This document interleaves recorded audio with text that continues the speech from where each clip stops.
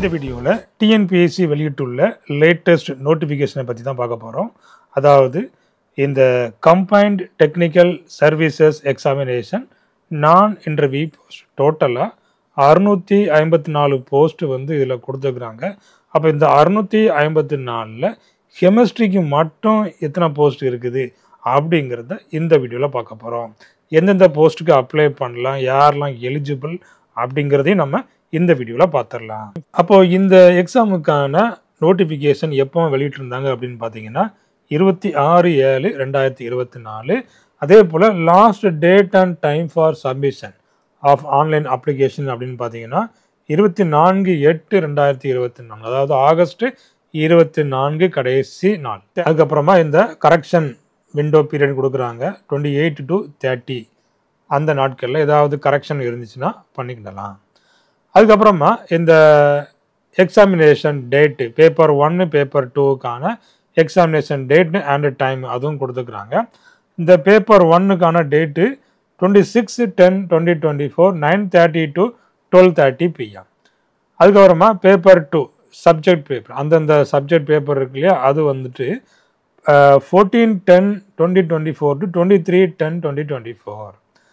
அப்போ பார்த்தீங்கன்னா இந்த பேப்பர் 1 முடிவுக்கு முன்னாடியே இந்த பேப்பர் 2 முடிஞ்சிருது, இந்த சப்ஜெக்ட் பேப்பர்.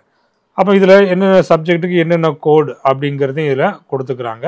இப்போ நம்ம இதில் முக்கியமாக பார்க்கக்கூடியது இந்த கெமிஸ்ட்ரி டிகிரி பார்க்க போகிறோம், கெமிஸ்ட்ரி பிஜி டிகிரி. அப்போ இந்த ரெண்டுக்கும் என்னென்ன கோடு அப்படிங்கிறத நீங்கள் பார்த்துக்கிடுங்க. இந்த சப்ஜெக்ட் கோடு 430 ஒன்று இருக்குது, அதுக்கப்புறமா 244. அப்போ ரெண்டுக்கும் வேறு வேறு சிலபஸ் தான் கண்டிப்பாக இருக்கும். அதை பேஸ் பண்ணி நீங்கள் இந்த எக்ஸாமுக்காக படிக்க வேண்டியது இருக்கும். அதனால் அந்த சிலபஸை டவுன்லோட் பண்ணி நீங்கள் படிக்க ஆரம்பிச்சிடலாம். அதுக்கப்புறமா இந்த one time registration and online application இது எல்லாமே நீங்கள் பண்ணிடுவீங்க. கரெக்ஷன் விண்டோ கொடுத்துக்கிறாங்க. இது சப்ஜெக்ட் பேப்பர் ஆப்ஷன்ஸ். அப்போ அந்த சப்ஜெக்ட் பேப்பர் இருக்கு இல்லையா, எந்த சப்ஜெக்ட் படித்தாங்களோ அந்த டிகிரி இருக்கு இல்லையா, டிகிரியை வந்து எந்த சப்ஜெக்டில் முடித்தாங்களோ அதை தான் அவங்க வந்துட்டு சூஸ் பண்ணணும். இல்லைன்னா அந்த ஈக்குவலன்ட் குவாலிஃபிகேஷன் அதை அவங்க வந்துட்டு ஆன்லைன் அப்ளிகேஷனில் அவங்க தெரிவிக்கணும். அது ஒன்று. அதுக்கப்புறமா இந்த பேண்ட் ஐட்டம்ஸ்லாம் கொடுத்துக்கிறாங்க. அதுக்கப்புறம் இந்த போஸ்ட் அண்ட் வேக்கன்சிஸ். அப்போ என்ன post, name of the post என்ன, போஸ்ட் கோடு என்ன, அதுக்கப்புறமா நேம் ஆஃப் த டிபார்ட்மெண்ட் இல்லைன்னா ஆர்கனைசேஷன் எந்த டிபார்ட்மெண்ட்டில் இருக்குது, நம்பர் ஆஃப் வேக்கன்சிஸ் என்ன, அதனுடைய டிஸ்ட்ரிபியூஷன் என்ன, அதனுடைய லெவல் ஆஃப் பே என்ன அப்படிங்கிற எல்லா டீட்டெயில்ஸையும் இதில் கொடுத்துட்டாங்க. அப்போ ஒவ்வொன்றா கொடுத்துக்கிறாங்க. இன்ஜினியர், சிவில், அதுக்கப்புறமா அக்ரிகல்ச்சர் ஆஃபீஸர் எக்ஸ்டென்ஷன், இப்படி ஒவ்வொரு போஸ்ட்டாக வருது. அப்போ நாம் இதில் பார்க்கக்கூடியது கெமிஸ்ட்ரி டிகிரிக்கு என்னென்ன போஸ்ட் இருக்குது அப்படிங்கிறது. அப்போது இந்த கெமிஸ்ட்ரி டிகிரிக்கு என்னென்ன போஸ்ட் அப்படிங்கிறத நம்ம பார்க்கலாம். ஃபஸ்ட்டு போஸ்ட் பாருங்கள், கெமிஸ்ட்ரின்னு சொல்லி கொடுத்துக்கிறாங்க. 1913 இண்டஸ்ட்ரீஸ் அண்ட் காமர்ஸ், இது அந்த டிபார்ட்மெண்ட்டில் ஜாப் இருக்குது அப்படிங்கிறத கொடுத்துக்கிறாங்க.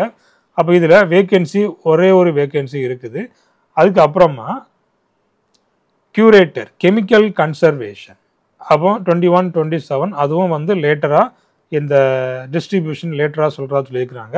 அதில் பார்த்தீங்கன்னா 15 வேக்கன்சிஸ் இருக்குது. அடுத்தது இதில் கியூரேட்டர் இருக்குது. அதுக்கப்புறமா இந்த ரிசர்ச் அசிஸ்டன்ட் அது வந்துட்டு கெமிஸ்ட்ரிக்கு இல்லை. அப்புறமா இந்த ஜூனியர் அனலிஸ்ட், அதாவது ட்ரக்ஸ் கண்ட்ரோல் அட்மினிஸ்ட்ரேஷன், அங்கே பார்த்தீங்கன்னா 5 வேக்கன்சி இருக்குது. ஏன்னா இதில் வந்து ஸ்டார் போட்டிருக்கிறாங்க. இதில் வந்துட்டு போஸ்ட் இன்க்ரீஸ் ஆகிறதுக்கு அதிகமான வாய்ப்பு இருக்குது. அடுத்தபடியாக ஜூனியர் கெமிஸ்ட் 1914 போஸ்ட் கோடு வந்துட்டு 1914 இண்டஸ்ட்ரீஸ் அண்ட் காமர்ஸில் இந்த டிபார்ட்மெண்ட்டில் ஜாப் இருக்குது. அதுவும் பார்த்தீங்கன்னா 6 வேக்கன்சிஸ் இருக்குது. அடுத்தது இந்த எக்ஸ்ரே அனாலிஸ்ட்டுக்கும் அந்த நிறையா சப்ஜெக்ட் கொடுத்துக்கிறாங்க. அதில் முக்கியமாக கெமிஸ்ட்ரியும் அதில் உண்டு. அப்போ அதில் வேக்கன்சின்னு பார்த்தீங்கன்னா 2 வேக்கன்சி இருக்குது. அதுக்கப்புறமா பார்த்தீங்கன்னா இந்த கெமிஸ்ட் 3370 இது வந்துட்டு போஸ்ட் கோடு, இதில் ஒரு வேக்கன்சி இதில் கொடுத்துக்கிறாங்க. இந்த 654 வேக்கன்சியில் இந்த கெமிஸ்ட்ரி டிகிரி, அதாவது யூஜி அண்ட் பிஜி இந்த ரெண்டையும் சேர்த்து நீங்கள் பார்த்தீங்கன்னா 54 வேக்கன்சிஸ் இருக்குது. கெமிஸ்ட்ரி படித்தவங்க இந்த 54 வேக்கன்சிஸ்க்கு அப்ளை பண்ணலாம். எக்ஸாமுக்கு அப்ளை பண்ணி இதில் போஸ்டிங் வாங்கலாம். அப்போ இதுக்கான ஏஜ் லிமிட் என்ன அதை இதில் கொடுத்துக்கிறாங்க. அதாவது இந்த other candidates not belonging to SC, SCA, ST, MBC, BC and BC Muslim, அதாவது ஜென்ரல் கேட்டகரியில் இருக்காங்க இல்லையா, அப்போ அவங்களுடைய மேக்சிமம் ஏஜ் 32 தாண்டி இருக்கக்கூடாது. அதே போல் எக்ஸ் சர்வீஸ்மேன் வந்துட்டு 50 இயர்ஸ் ஆனாலும் அவங்க எழுதலாம். டெஸ்டிடியூட் விடோ அவங்களுக்கும் நோ ஏஜ் லிமிட். அப்போ முக்கியமாக இந்த ஜூனியர் கெமிஸ்ட்ரிக்கு இந்த ஜென்ரல் டேனில் வர்றவங்களுக்கு ஏஜ் பார்த்தீங்கன்னா 32 தாண்டக்கூடாது. அதே போல் இதில் 33 கெமிஸ்ட்ரிக்கு வந்துட்டு 33 வரைக்கும் வரலாம் அப்படிங்கிறதையும் கொடுத்துக்கிறாங்க. அடுத்தது பேர்ஸ் வித் பெஞ்ச் மார்க் டிசேபிலிட்டி, அப்போ அவங்க வந்து 43 வயசு வரைக்கும் அதை எழுதலாம். அப்போ இந்த பிசி, இந்த BC Muslim, MBC, SC, SCA, ST, அப்போ இந்த கேட்டகரியில் உள்ளவங்களுக்கு no age limit, no maximum age limit, எந்த ஏஜ்னாலும் அவங்க எழுதலாம். அதாவது அந்த 60 வயசு இல்லையா, அப்போ 59 வயசு வரைக்கும் அவங்க எழுதுறதுக்கு எலிஜிபிள். கெமிஸ்ட்ரி, ஜூனியர் கெமிஸ்ட்ரி எல்லாத்துக்கும் அவங்க எழுதலாம். இந்த எக்ஸாமுக்கான குவாலிஃபிகேஷன் என்ன, என்ன படிச்சிருக்கணும், என்ன எக்ஸ்பீரியன்ஸ் இருக்கணும், அதை நம்ம பார்த்துடலாம். இப்போ இதில் பார்த்தீங்கன்னா கெமிஸ்ட்ரி இருக்குது, இந்த கோடு 1913 இருக்குது. First or second class degree in MSc in chemistry or chemical technology or industrial chemistry or associateship diploma of the institution of the chemist. அதுக்கப்புறமா எக்ஸ்பீரியன்ஸ் கேட்டுக்கிறாங்க. Experience in research in pure or applied chemistry or analytical chemistry for a period of not less than 2 years. அப்போ 2 வருஷம் கண்டிப்பாக இந்த experience in ரிசர்ச்சில் 2 வருஷம் கண்டிப்பாக அவங்க experience இருக்கணும். அப்போ தான் இந்த போஸ்ட்டுக்கு எலிஜிபிள். அதே போல் டிகிரி பார்த்தீங்களா, ஃபஸ்ட் கிளாஸ் இல்லைன்னா செகண்ட் கிளாஸ் மாஸ்டர் டிகிரி இருக்கணும், அது ஒன்று. அடுத்து கெமிஸ்ட்ரி இந்த போஸ்ட் 3370க்கான இந்த குவாலிஃபிகேஷன் பாருங்கள். First class bachelors degree with chemistry as main subject. அடுத்தது ஜூனியர் கெமிஸ்ட்ரி பாருங்கள், must possess a first or second class PG in any branch of chemistry or associateship diploma of the institution of chemists. Other things being equal, preference shall be given to a candidate who possesses a postgraduate degree in analytical chemistry. இல்லைன்னா அதுக்கான அந்த practical experience கேட்குறாங்க. Not less than 1 year in any recognized research இல்லைன்னா analytical or metallurgical laboratory. அப்போ இந்த மாதிரி ஏதாவது ஒரு ரெப்யூட்டட் லெபார்டரியில் மினிமம் 1 இயராவது ஒர்க் பண்ணியிருக்கணும். ஸோ அவங்க தான் இந்த போஸ்ட்டுக்கு எலிஜிபிள், ஜூனியர் கெமிஸ்ட். அடுத்தது கியூரேட்டர் கெமிக்கல் கன்சர்வேஷன், இந்த போஸ்ட்டுக்கு பார்த்தீங்கன்னா post code 2127. Must possess MSc degree with chemistry and electrochemistry as special subject or MSc in chemical engineering or ME. Must possess research experience with scientific publications, அப்போ கண்டிப்பாக scientific publications இருக்கணும் அப்படிங்கிறதையும் கேட்டுக்கிறாங்க. Preference shall be given to candidates who possess in addition knowledge of French and German. இப்போ French German அவங்களுக்கு தெரிஞ்சதுன்னா அவங்களுக்கு additional preference கொடுக்குறாங்க இந்த போஸ்ட்டுக்கு. அடுத்தது டெப்யூட்டி மேனேஜர் குவாலிட்டி அசூரன்ஸ், இங்கே பார்த்தீங்கன்னா must possess post graduate degree in dairy science இல்லைனா டைரி கெமிஸ்ட்ரி இல்லைனா கெமிஸ்ட்ரி பிஜி. இப்போ நிறையா போஸ்ட்டு பிஜியில் தான் வருது, bio chemistry or biotech or microbiology. அப்போது எம்எஸ்சி முடித்தவங்களுக்கு நிறைய வேக்கன்சி இருக்குது, கவனமாக பார்த்து எதில் அப்ளை பண்ணுறது அப்படிங்கிறத நீங்கள் யோசித்து அப்ளை பண்ணுங்கள். அடுத்து junior analyst post code 2006. Must be a graduate in pharmacy or chemistry or pharmaceutical chemistry. should possess not less than 2 years experience in analysis of drugs. அப்போ அனாலிசிஸ் ஆஃப் ட்ரக்ஸில் கண்டிப்பாக 2 வருஷம் அவங்க எக்ஸ்பீரியன்ஸ் ஆயிருக்கணும். ஸோ அவங்களுக்கு தான் full preference கொடுப்பாங்க. அடுத்தது store keeper. அப்போ ஸ்டோர் கீப்பருக்கு போஸ்ட் கோடு 1768. அவங்க வந்துட்டு degree in physics R chemistry ஏதாவது ஒன்று அவங்க பண்ணியிருந்தாலே போதும், டிகிரி இருந்தாலே போதும். Experience for A period not less than 3 years as store keeper.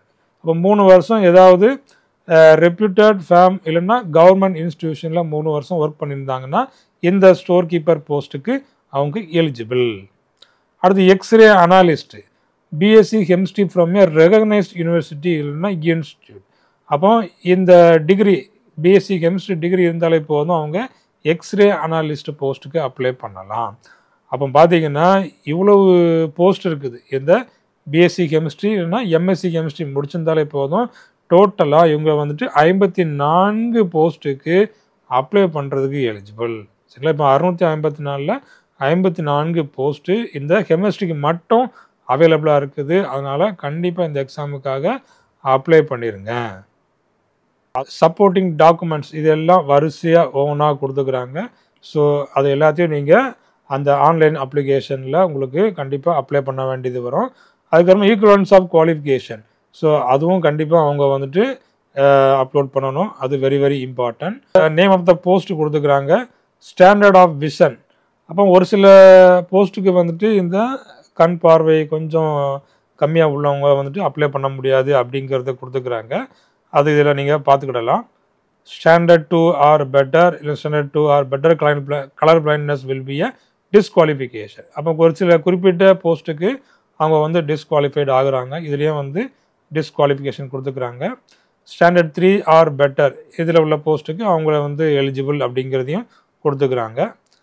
அடுத்து நாலேஜ் இன் தமிழ், அப்போ அந்த பேப்பர் 1லேயே இந்த தமிழ் எலிஜிபிலிட்டி டெஸ்ட் வந்துடும். அடுத்த post identified suitable for persons with benchmark mark disability. இதில் ஒவ்வொரு போஸ்ட்டுக்கும் என்னென்ன பெஞ்ச் மார்க் டிசபிலிட்டி அப்படிங்கிறத கொடுத்துக்கிறாங்க. ஸோ அதையும் நீங்கள் இதில் வந்து பார்த்துக்கிடலாம். அது என்னென்ன அப்ரிவியேஷன்ஸ்லாம் இருக்குது அப்படிங்கிறதையும் இதில் நீங்கள் பார்த்து தெரிஞ்சுக்கிடலாம். பெஞ்ச் மார்க் டிசபிலிட்டிஸ் உள்ளவங்க வந்துட்டு இந்த இதில் உள்ள போஸ்ட்டுக்கு வந்து எலிஜிபிள் கிடையாது அப்படிங்கிறதையும் இதில் கொடுத்துட்டு என்னென்ன போஸ்ட் இருக்குது அப்படிங்கிறது நீங்கள் பார்த்துட்டு அதுக்கப்புறம் நீங்கள் அப்ளை பண்ணுங்கள். இல்லைன்னா அப்ளை பண்ணி வேஸ்ட் ஆகிடாமல், அதனால் எந்த போஸ்ட் அப்ளை பண்ணிட்டு அந்த போஸ்ட்டுக்கு கவனமாக உட்காந்து படிங்க. போஸ்ட் அதர் தேன் டிரான்ஸ்லேட்டர், அப்போ இந்த டிரான்ஸ்லேட்டர் தவிர மற்ற எல்லா போஸ்ட்டுக்குமான அந்த ஸ்கீம் கொடுத்துக்கிறாங்க. பேப்பர் 1ல் பார்ட் ஏ பார்ட் பி இருக்குது. பேப்பர் 2 பார்த்தீங்கன்னா சப்ஜெக்ட் பேப்பர். அப்போ இந்த part A Tamil eligibility test அதுக்கு பார்த்தீங்கன்னா 100 கொஸ்டின்ஸ் இருக்குது. அதுக்கப்புறமா பார்ட் பி வந்துட்டு 75 மார்க்ஸு, ஆப்டிடியூட் டெஸ்ட்டு வந்துட்டு 25 மார்க்ஸு. அப்போ டோட்டலாக பார்த்தீங்கன்னா இதுக்கு வந்து 150, இதுக்கும் 150, இதிலே ஒரு 100, இதிலே ஒரு 100 இருக்குதா. இதுக்கு 150 மார்க்ஸ், இதுக்கு 150. இப்போ டோட்டலாக என்ன வந்துடுது, 300 மார்க்ஸ் வந்துடுதா. ஓகே, அடுத்தது பேப்பர் 2. அப்போ இது வந்து சப்ஜெக்ட் பேப்பர் 200 கொஸ்டின்ஸ் இருக்குது. 200 கொஸ்டின்ஸுக்கும் 1.5 மார்க் போட்டிங்கன்னா உங்களுக்கு 300 மார்க்ஸ் இதில் வந்துடும். இப்போ டோட்டலாக 450 மார்க்ஸ். சரிங்களா? 450 மார்க்ஸ். இதில் வந்து மினிமம் குவாலிஃபைங் மார்க்ஸும் கொடுத்துக்கிறாங்க.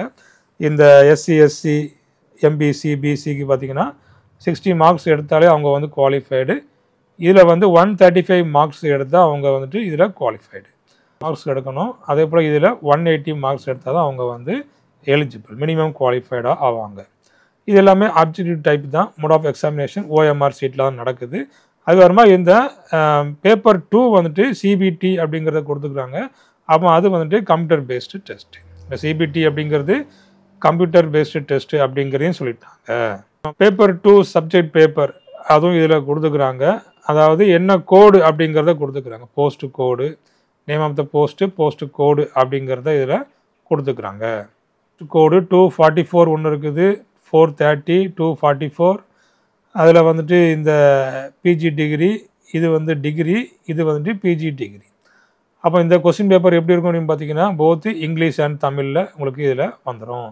லாங்குவேஜ் ஆஃப் கொஸ்டின் பேப்பர் போத்து இங்கிலீஷ் அண்டு தமிழ். கெமிஸ்ட்ரிக்கான இந்த கோடு கொடுத்துக்கிறாங்க. இதில் பார்த்தாலே தெரியும். ஜூனியர் அனாலிஸ்ட்டு கெமிஸ்ட்ரி, அதுக்கப்புறம் ஜூனியர் கெமிஸ்ட்ரி. இங்கே பார்த்தீங்கன்னா என்ன டிகிரி அப்படிங்கிறதையும் கொடுத்துட்டாங்க. ஸோ அதனால் நீங்கள் இதை வச்சு நீங்கள் கவனமாக இந்த போஸ்ட்டுக்கு என்ன சப்ஜெக்ட் கோடு, அப்போ அதுக்கு என்ன எலிஜிபிள், பிஜியா இல்லைனா யூஜிஏ எலிஜிபிளா அப்படிங்கிறத நீங்கள் ஈஸியாக கண்டுபிடிச்சிடலாம். அப்போ அங்கே கொஸ்டின் பேப்பரில் அதுக்கு தகுந்தாப்பில் கொஸ்டின்ஸ் இருக்கும் இல்லையா. அப்போ யூஜிக்கு ஒரு மாதிரியான கொஸ்டின்ஸ் இருக்கும், பிஜிக்கு ஒரு மாதிரியான கொஸ்டின்ஸ் அங்கே இருக்கும். சரிங்களா? அப்போ இந்த எக்ஸாமுக்காக நீங்கள் கண்டிப்பாக அப்ளை பண்ணுங்கள். 54 போஸ்ட் இருக்குது. டெஃபினட்டாக நீங்கள் என்ன பண்ணலாம், உள்ளே போகலாம். அப்போ இந்த எக்ஸாமுக்கான இந்த 1 வேர்ட்ஸ் அதாவது இந்த டெஸ்ட் கொஸ்டின்ஸ் வந்து நம்மக்கிட்ட அவைலபிளாக இருக்குது. வேணுங்கிறவங்க நம்மக்கிட்ட கான்டாக்ட் பண்ணி வாட்ஸ்அப் மூலமாக கான்டாக்ட் பண்ணி நீங்கள் வாங்கிக்கிடலாம். ஏற்கனவே இந்த ஜேஎஸ்ஓ, அதுக்கப்புறமா இந்த அதாவது junior scientific officer, junior drugs, இந்த அனாலிஸ்ட், இந்த மாதிரி எக்ஸாமுக்கான கொஸ்டின்ஸ் எல்லாமே அவைலபிளாக இருக்குது. அதே போல் தான் இதுலேயும் கொஸ்டின்ஸ் உங்களுக்கு கேட்க போகிறாங்க. ஸோ அதனால் அந்த டெஸ்ட் கொஸ்டின்ஸ் எல்லாமே உங்களுக்கு அவைலபிளாக இருக்குது. அப்போ அந்த டெஸ்ட் பேட்ச் வேணும் அப்படின்னு ஆச்சுனாலும் என்ன வாட்ஸ்அப் மூலமாக நீங்கள் கான்டாக்ட் பண்ணிவிடுங்க. தேங்க்யூ. தேங்க்ஸ் ஃபார் வாட்சிங்.